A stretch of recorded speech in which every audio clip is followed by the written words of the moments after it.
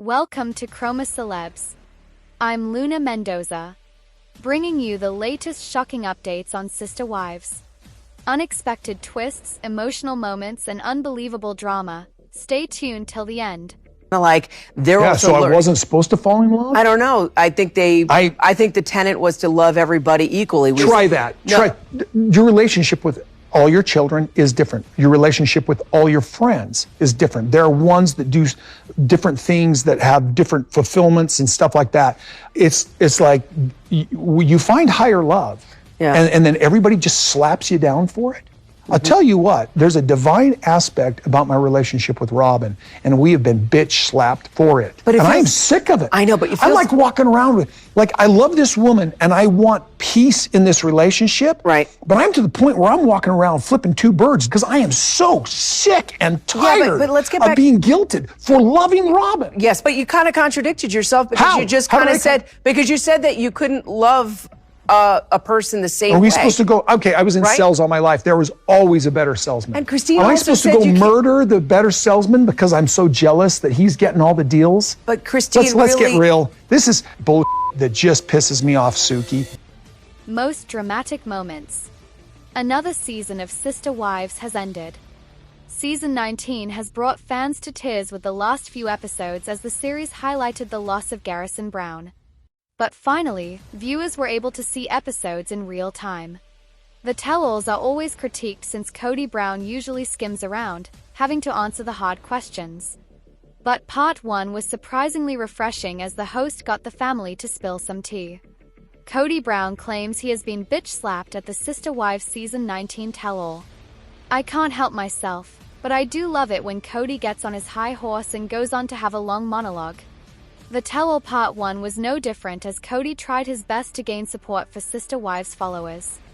Suki, the host, was given a bit more leeway when it came to pushing for answers, and KODY wasn't thrilled. And fans loved how she managed to get under the polygamous patriarch's skin.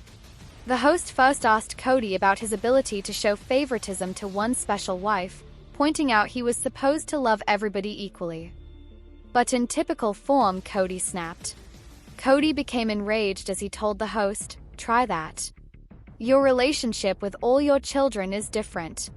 Your relationship with all your friends is different. There are ones that do different things, that have different fulfillments and stuff like that. You find higher love and then everybody just slaps you down for it." The dramatics were over the top. He added, "I'll tell you what.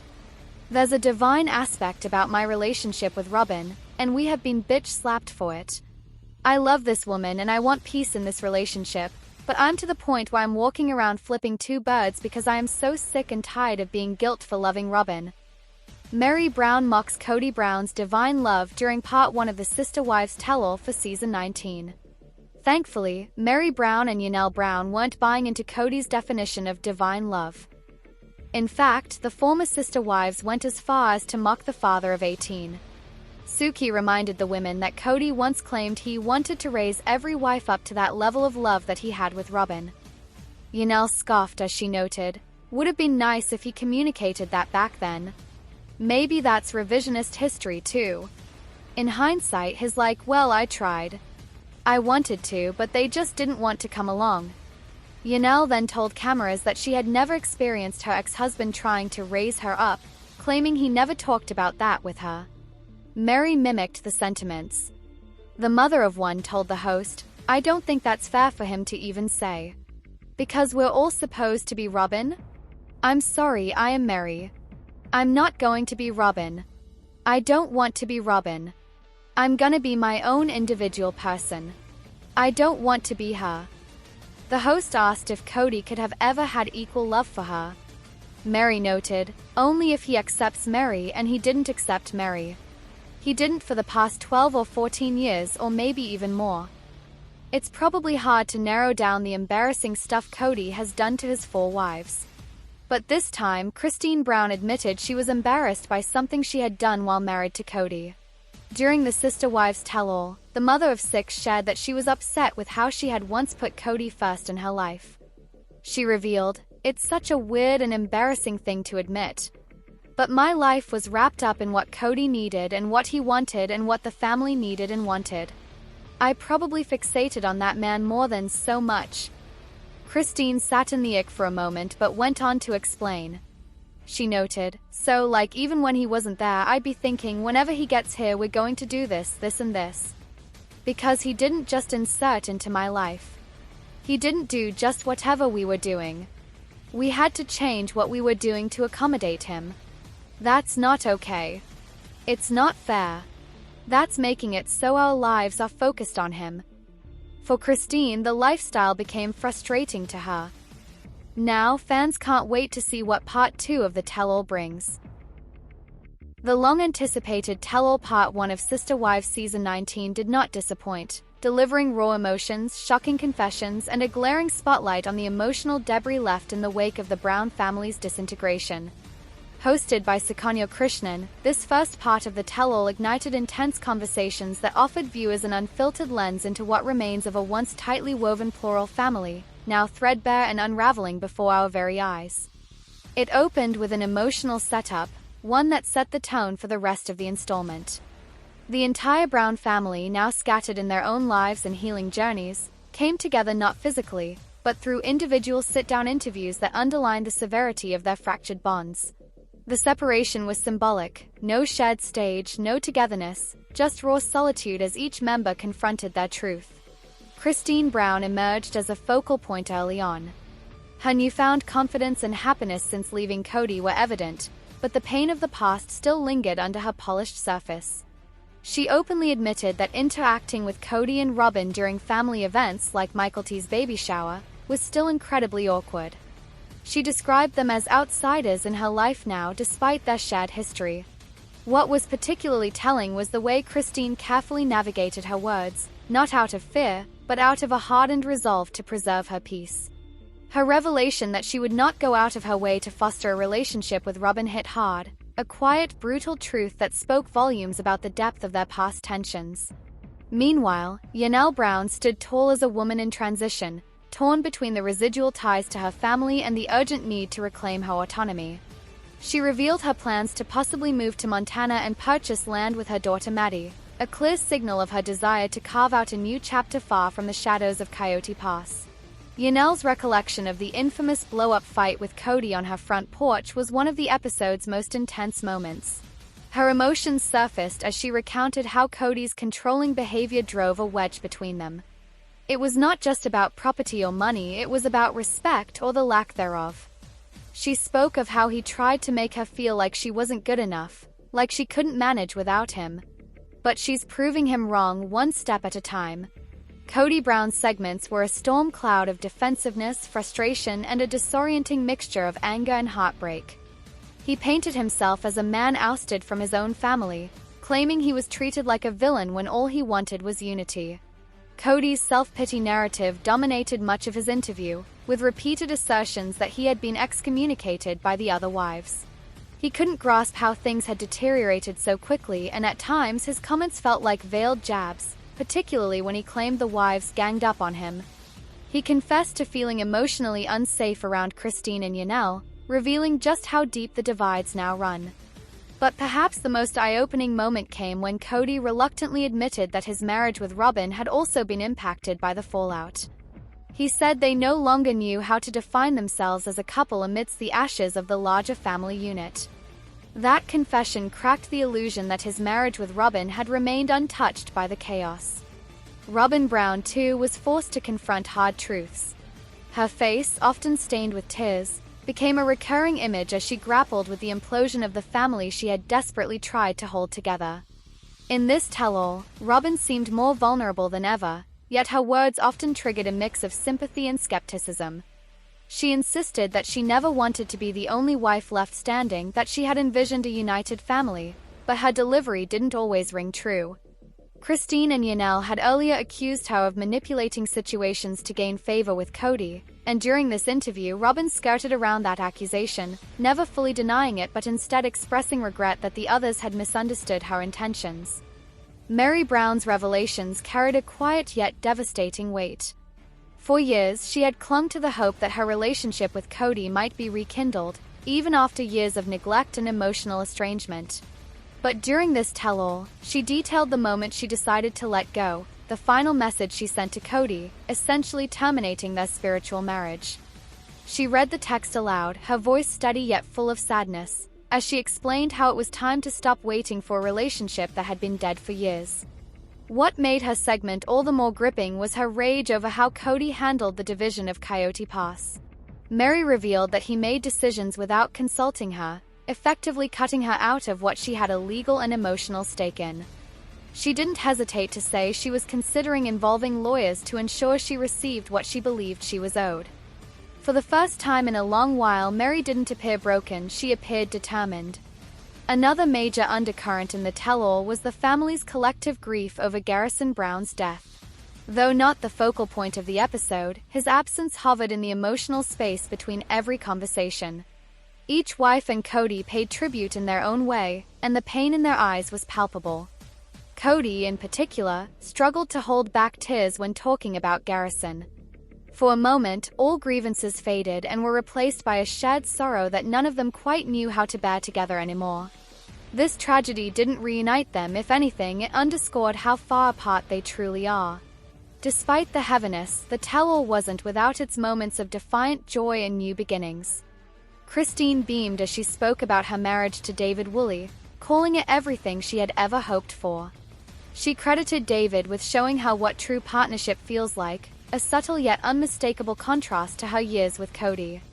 Her happiness was not a weapon but a declaration that healing is possible, that love doesn't have to be painful. Similarly, Yanel expressed hope for her future, even if the path forward was uncertain. She said she had learned how to rely on herself again, and that there was peace in that. As the episode drew to a close, viewers were left with a kaleidoscope of emotions: anger, sadness, vindication, and hope. The tell-all part 1 did not tie up loose ends. It did not offer resolution. Instead, it laid bare the complex emotional landscape of a family that had once preached unity and harmony, now torn apart by conflicting visions, broken promises, and the desperate pursuit of happiness. There were no easy answers, no neatly packaged storylines. Just the messy, unfiltered reality of a family built on faith and the dream of something bigger, now staring into the mirror of consequence.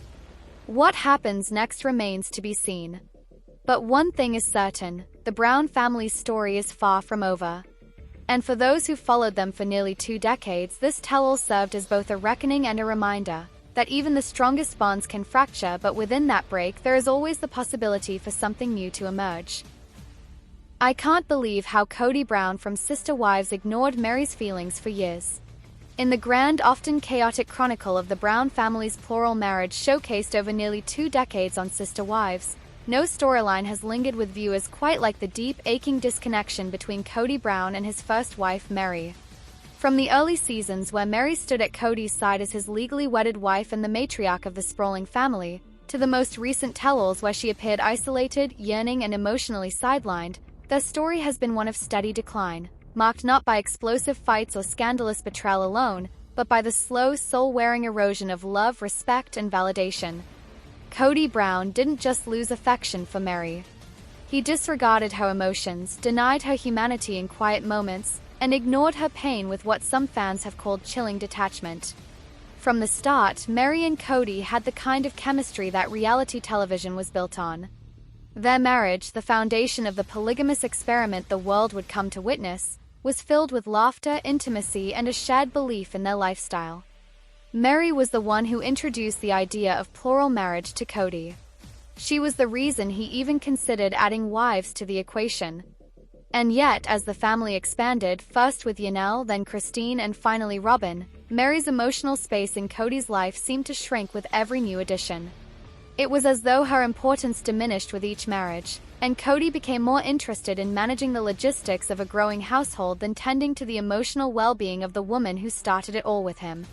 It wasn't just the arrival of new wives that created cracks in their marriage. It was the way KODY began pulling away, in ways so subtle that Meri was often left questioning herself. When she reached out for affection, he was cold. When she voiced concerns, he dismissed them. The signs were there, but they weren't loud. They were quiet, creeping into Meri's heart like fog, until the emotional neglect became impossible to ignore. Over time, viewers began noticing what Meri must have felt for years: She was being emotionally ghosted by her own husband. Perhaps one of the most heart-wrenching aspects of Meri's story is how long she fought to be seen. In her confessionals, there was a desperate hope in her voice. She kept saying she wanted to fix things, that she loved KODY, that she believed they could be intimate again someday. And KODY? His responses were cruel in their detachment. He said there was no spark. He claimed he no longer wanted a relationship with Meri. He said he didn't even consider them married anymore. But he didn't say it in private. He said it on national television, to millions of viewers, and to Meri's face. It wasn't just rejection, it was humiliation. The situation worsened after the catfishing scandal. Meri, who was already starved for attention and affection, began communicating online with someone she believed was a man. She was looking for connection not because she wanted to cheat, but because she was so deeply alone in her own marriage. When the relationship turned out to be a catfishing scam, Meri was devastated. But instead of compassion, she received condemnation from KODY. He used it as evidence to push her further away. He refused to see the catfishing incident as a cry for help. He never once took accountability for the loneliness that pushed her into that situation. He saw her as a liability, not a partner. A problem to manage, not a person to love. What followed was a painful public unraveling of their spiritual marriage. KODY made it clear to the world that he had no romantic feelings for Meri. He told cameras that he didn't want to kiss her, touch her, or sleep in the same bed as her. And Meri? She still held on. She still talked about reconciliation. She still showed up to family events, still tried to have conversations, still clung to the possibility that the man she had married would find his way back to her. But he didn't. He emotionally checked out and he left her in the marriage alone. There are few things more devastating than being in a relationship where one person is still trying and the other has already left, without ever walking out the door. Through the seasons, fans watched Meri grow quieter. Her smiles became more strained. Her eyes carried a heaviness that never quite lifted. She began talking more about personal growth, about rediscovering her worth, and about building something of her own. She opened her bed and breakfast. She started traveling. She leaned on friends and her child for emotional support. But even in those moments of self-empowerment, you could tell her heart was still broken. The damage KODY did wasn't just about love lost. It was about years of gaslighting, emotional starvation, and rejection that left her questioning if she was worthy of being loved at all. Even during the recent tell-all specials, it was stunning to hear how casually KODY dismissed Meri's presence in his life. He admitted he didn't think about her much. He said he was not interested in her emotionally or romantically. There was no remorse, no sadness, just indifference. And that indifference spoke volumes. To ignore someone's feelings for a few weeks is cruel. To do it for years, with cameras rolling and children watching, is something else entirely. It becomes a pattern of emotional abuse disguised as detachment. It becomes a method of control, keeping someone on the hook emotionally while refusing to meet their needs. Meri eventually made the heartbreaking decision to walk away. After years of fighting for a relationship that KODY had already abandoned, she chose herself. She left the marriage. And in doing so, she set a powerful example. That even after being emotionally ignored for years, even after being discarded by someone you once built a life with, you can still reclaim your narrative. You can still start over. You can still learn how to love yourself. The aftermath of their separation was telling. KODY didn't mourn the end of the relationship. He didn't speak with regret. Instead, he doubled down on his connection with Robyn, the one wife he still shares a household with. And once again, he ignored Meri, not just emotionally this time, but entirely. As if she had never been a part of his story. As if she hadn't been the one to begin the journey with him. As if her years of sacrifice, of trying, of standing by him through chaos meant nothing. Viewers have taken to social media in droves to express their outrage.